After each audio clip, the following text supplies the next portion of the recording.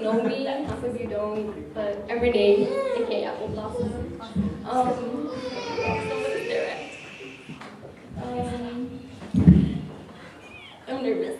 Okay, well, I grew up in church, and I strayed away from church big time, and I just want to share with you guys what I went through, especially since I have sisters and they kind of look up to me.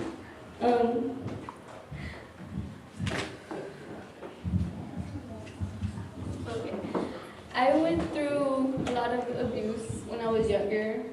Stop looking at me. And it was really hard. And throughout all that, I was going to church. I was pretending. I was lying, acting like I was really into church when I wasn't.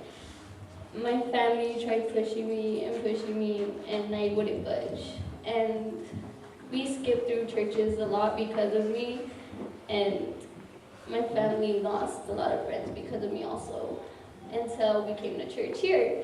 And I met Kuya John, Kuya Chris, Auntie Wade, Kuya Julian, and Michael and Stacy, who I was able to talk to on Chelsea. And if it wasn't for these church people that I met here when I came here, I probably would be dead. And if it wasn't for, more specific, for Michael always being there helping me whenever I needed someone to talk to, or when I just felt really low, like if I was just gonna go back to the same old stuff that I used to do, I probably would be dead right now if it wasn't for Michael, and also for Kuya Chris and Kuya John being there also when I couldn't turn to Michael, and also for Auntie Wayne when I needed a girl's perspective on it. And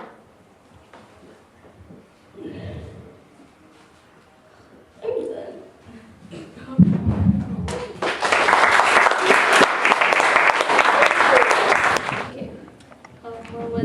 Where did you walk from? Does anyone remember?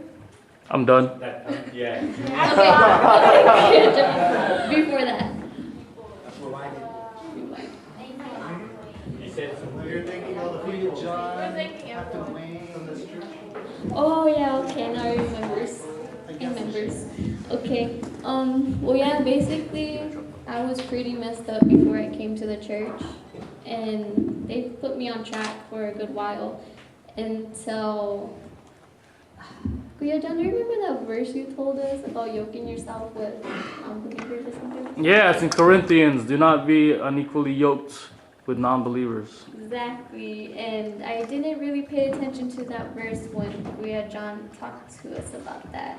I kind of went with someone I shouldn't have, and that person pulled me off the right path, and I started skipping church a lot, and only came on Sundays, and I regret that. I missed a lot, and then that person hurt me, and again, I was going to go down the wrong path, and I started hurting myself. And then I came one Friday, and I talked to Stacy, piano, my bestest friend that I know I can go to for anything. She talked to me and helped me through it, and if it wasn't for her, I probably would have stopped coming to church all completely. And now I'm back on track, kinda. Still trying to get there, I'm gonna be honest. And right now I was thinking, we all think we have it bad, and we don't. Like Frank said, there's other people who have it worse, who are just looking for something like what we have. Like, I'm all warm right now, and to think right now that someone could be just right there outside the door, freezing, without anything, and we're over here all warm and cozy with a bunch of food, and some of us don't pay attention at all to what we are surrounded by. We all think that just a little heartbreak is really this huge, big, messed up thing, when someone is probably hurt, got hit by a car, and just laying there freezing to death.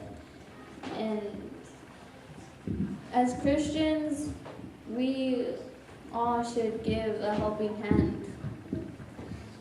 And like,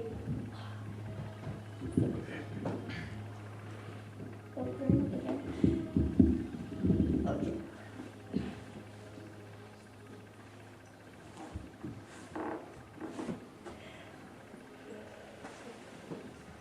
Well, basically like what Frank said, if